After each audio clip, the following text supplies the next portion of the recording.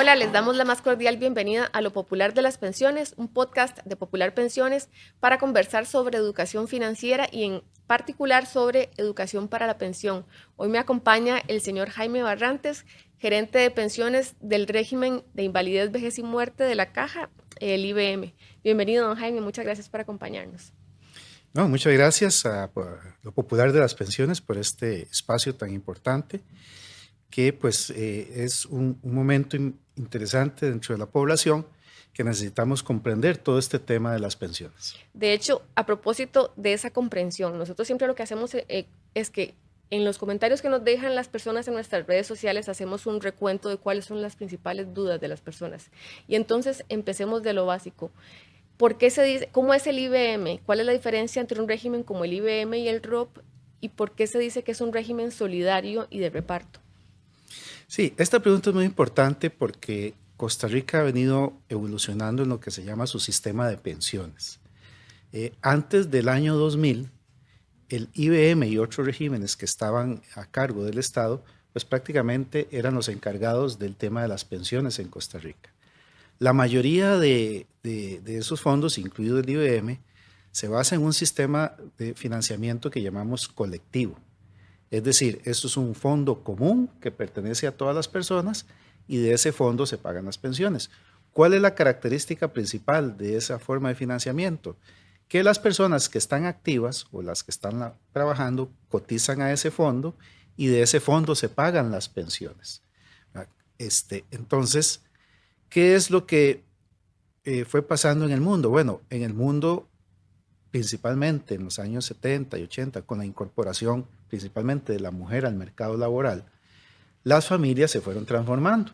Antes, en los años 50, 60, las familias eran de 7, 8 hijos, ¿verdad? Y generalmente pues la mujer se quedaba en la casa, digamos, para temas de cuidado. Eso se transformó, la mujer se fue incorporando al mercado laboral, las personas como tal fueron teniendo otros intereses, el nivel de vida cambió y entonces las personas en general van teniendo, cuando forman una familia, cada vez menos hijos. Entonces de 7, hoy estamos como por 1,3. Entonces eso pone una circunstancia complicada, porque entonces a ese fondo ya no hay tanta gente que ponga la plata para pagar a los que se pensionan. Porque es un ¿Sí? fondo, digamos, que quienes están trabajando hoy pagan las pensiones de los actuales pensionados. Correcto. Y además, estos pensionados tienen una característica que siento yo que es positiva, pero que genera un reto. Cada vez están viviendo más. En esa época, cuando nace el IBM, las personas vivían en promedio 65, 68 años. Hoy eso se ha extendido y se vive más o menos 80 años. Una de las esperanzas de vida más altas del mundo tiene Costa Rica. Entonces, eso hizo, ¿verdad?, que ese fondo colectivo, no solo en el país, sino en otros lugares del mundo, se replanteara el sistema como un todo. Bueno, vamos solamente con este cambio demográfico a seguir solo con esa forma de pensionarnos, o podemos, ¿verdad?, abrir un abanico de alternativas de financiar la pensión. Y entonces es cuando nace el sistema multipilar y se crean dos sistemas adicionales a IBM. Uno obligatorio, que es el ROP, y el ROP, la característica es que eso sí es un fondo individual que pertenece a cada persona para que con el trayecto, ¿verdad?, de principalmente todos los años que está laborando, ese fondo pueda ir creciendo y complemente una pensión con el primer pilar, que en este caso sería el IBM, y juntos formen una pensión. ¿Para qué esto es importante? Bueno, para cubrir lo que llamamos 3 grandes riesgos: invalidez, vejez y muerte. ¿Qué es lo que pasa ahí? Que cualquier persona en su vida laboral puede tener alguna situación de salud que le impida laborar. Entonces, eso hace que pierda la capacidad de generar ingresos. Entonces, el sistema lo cubre con una pensión por invalidez que es valorado por los médicos. Bueno, en el caso de fallecimiento también, todos somos de la muerte, como dicen. Puede ser que en alguna circunstancia una persona fallezca y entonces las personas que dependían de ese ingreso son cubiertas, ¿verdad?, con también estos ingresos. Y una parte muy importante, que es la que todos esperamos llegar, es algún día retirarnos de la vida laboral para hacer otras cosas. ¿Qué es lo que está pasando hoy en día? Que es muy importante conocer que ese periodo puede ser de los más grandes de la vida.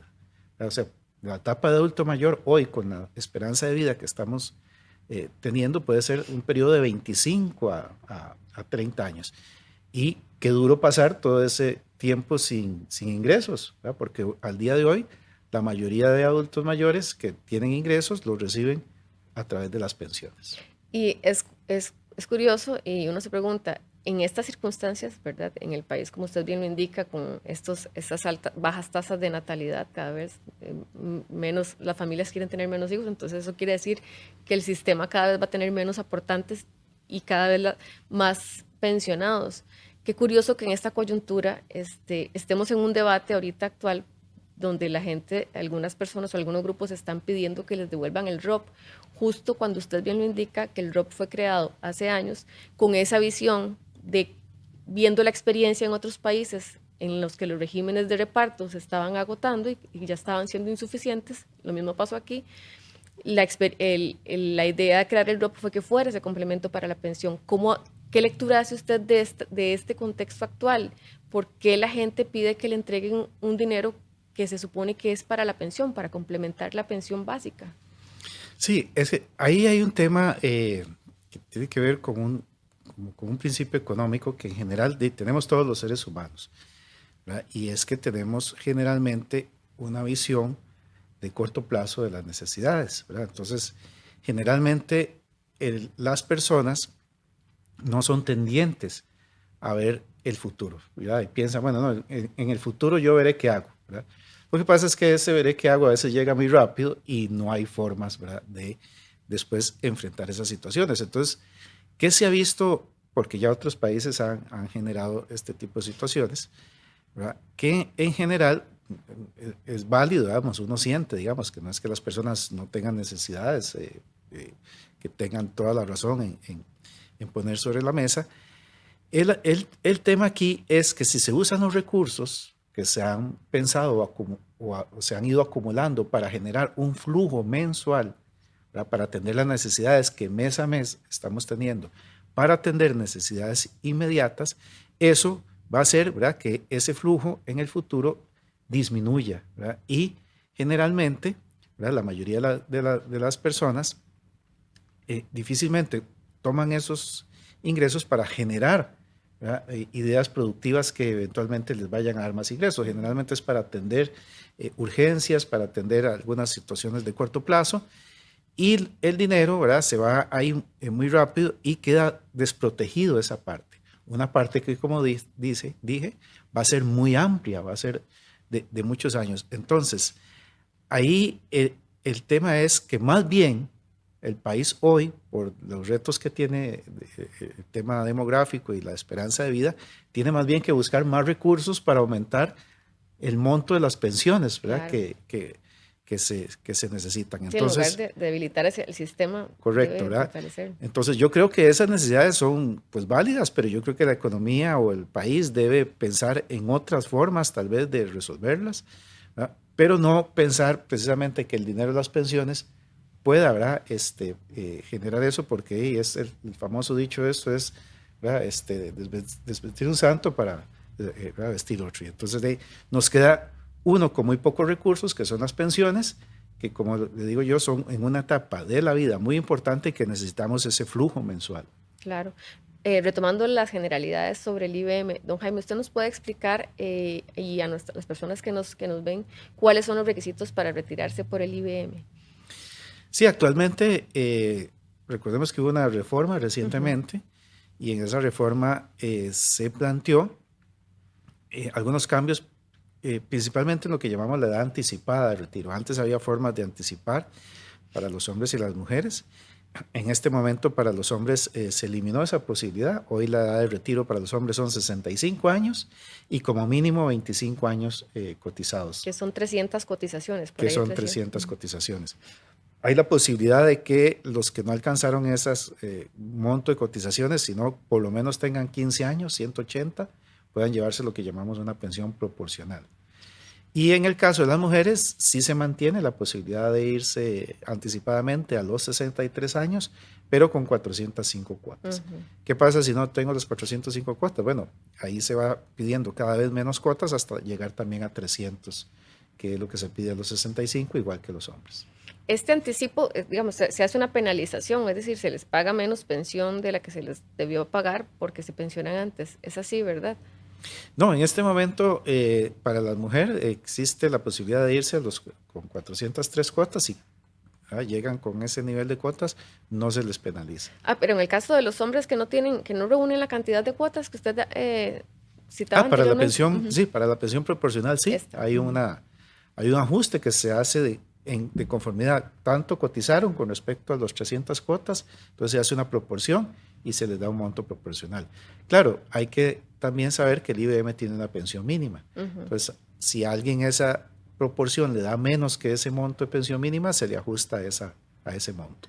Por ejemplo, en el caso de las personas que definitivamente no llegan o sea, que no tienen posibilidad de obtener esta pensión proporcional, es porque no cotizaron, porque cotizaron demasiado poco, es así, y no pueden acceder a la pensión en general. Por ejemplo, no sé qué es lo mínimo que tengo que haber cotizado como para poder obtener una pensión proporcional, por ejemplo.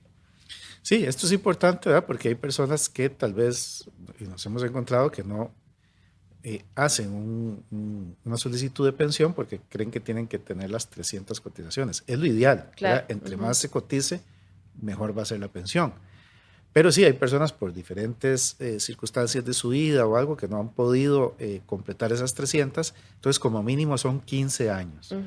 Y eso equivale a 180 cuotas. Entonces, la persona que ya tiene 65 años y al menos 180 cuotas, tiene hoy un derecho a pensión por vejez. Don Jaime, y una pregunta que es muy recurrente en nuestras redes sociales y que me imagino que se la plantean con mucha regularidad, es las personas jóvenes hoy van a tener pensión del IBM en el futuro. Sí, claro, ¿verdad? Esto es un punto, porque imaginemos esto que le estoy yo mencionando, la generación joven en promedio va a vivir 80, 90 años, ¿verdad? Las personas que hoy están en una edad temprana y se cree que esta esperanza de vida va a seguir aumentando. Entonces, imaginemos un periodo de 30, 35 años sin ingresos, ¿verdad? Entonces, definitivamente las personas jóvenes tienen que poner atención a este tema, porque tal vez por un mito, por una idea, descuidan, ¿verdad? Este tema de preocuparse por su pensión, no la van construyendo porque hoy en día hay mucha gente sin pensión. Claro. Y efectivamente, quien no cotiza, sí no tiene pensión. El que cotiza, hoy el sistema le va a otorgar la pensión. Claro, lo que se oye mucho es el tema, ¿verdad?, de que el sistema, ¿verdad?, hasta cierto tiempo, ¿verdad?, va a tener una reserva y demás. Bueno, estas son situaciones no que hacen que el sistema se vaya a terminar, porque siempre va a haber cotizaciones y siempre va a haber una forma de distribuirlas entre las personas. Posiblemente, ¿verdad?, el tema es que de la caja no va a salir ya la pensión única y total de las personas, sino que va a ser un esfuerzo ¿verdad?, como un banco con tres patas, ¿verdad? La IBM es una, el ROP es otra y el esfuerzo voluntario es otra. Y esas tres patas, si las personas ponen atención y van cotizando en cada uno de los sistemas, van a tener pensión. Claro, y si se decide que se entrega el ROP, como lo quieren algunos sectores, entonces pues ya más bien no va a haber una de esas tres patas, ¿verdad? Ya. Correcto, ¿verdad? Entonces el banco, si una de las patas, ¿verdad?, no, a futuro no está, pues se va a debilitar todo el tema de la protección. Y en el escenario que se vislumbra, que bueno, recientemente entiendo que la caja está valorando la posibilidad de que esa proporción de esa pensión, digamos, que vendría, la pensión base, general, digamos, constituida por IBM, por ROP y ojalá por una pensión voluntaria, que el porcentaje que aportaría el IBM a esa pensión global sería cada vez menor, ¿verdad? Anda ahorita por un 40%, por ahí, un 40% de la tasa de reemplazo, que es, digamos que la proporción que me pagarían de pensión con base en el último salario que yo tuve. Sí, ahí depende, ¿verdad? Hay varias formas de calcular la tasa de reemplazo. IBM, por ejemplo, para las personas que generan un promedio salarial muy bajo y que la IBM les da una pensión mínima, el reemplazo incluso es más del 100%, ¿verdad?, porque se llevan mucho más del promedio salarial. Entonces, tenemos este extremo acá y también tenemos los que ganan mucho, ¿verdad? El IBM tiene una pensión máxima que es de 1.700.000. Entonces los que ganan mucho tienen una tasa de reemplazo a la larga a veces de 30 a 25%. Y en el centro, ¿verdad?, puede haber tasas, ¿verdad?, que pueden ir desde un 45 hasta un 60%, dependiendo del monto de las cotizaciones. Lo que se plantea hoy en día, más que todo, es ver el tema de la tasa de reemplazo integral, o sea, ya no solo medir cuánto me da el IBM, sino medir en total, porque así se diseñó desde el 2000. ¿Cuánto me da los tres pilares? Entonces, del IBM voy a tener X monto, del ROP otro X monto, y eventualmente si incluso cotizo voluntariamente. La idea es, por estudios que se han hecho en otros países, que por lo menos ese porcentaje ande en la suma de esos tres montos entre un 60 y un 65. Y ahí es donde la caja aportaría un 30% por ahí en el futuro. Bueno, habría que ver, depende del caso y las negociaciones que se hagan. Lo importante es, ¿verdad?, por ejemplo, que las personas en ese esfuerzo contributivo de los tres pilares lleguen por lo menos a mantener el 60%. ¿Cuál es el tema de lo que hablamos ahora en eso? Que eso sí va a ser muy difícil, ¿verdad? Que si uno de los pilares se va, ¿verdad?, o la gente quiere que se entreguen de una vez y se quedan solo con un pilar, la tasa eventualmente puede ser muy baja, ¿verdad?, porque solo se quedaría con uno de los pilares. Esos temas, bueno, nada más social que las pensiones, ¿verdad? Tiende a tocar fibras muy profundas. Y cuando se habla de tasa de reemplazo, de edad de jubilación, por ejemplo, que otros países pues han ido ampliando la edad de jubilación justamente por todos estos fenómenos demográficos y demás.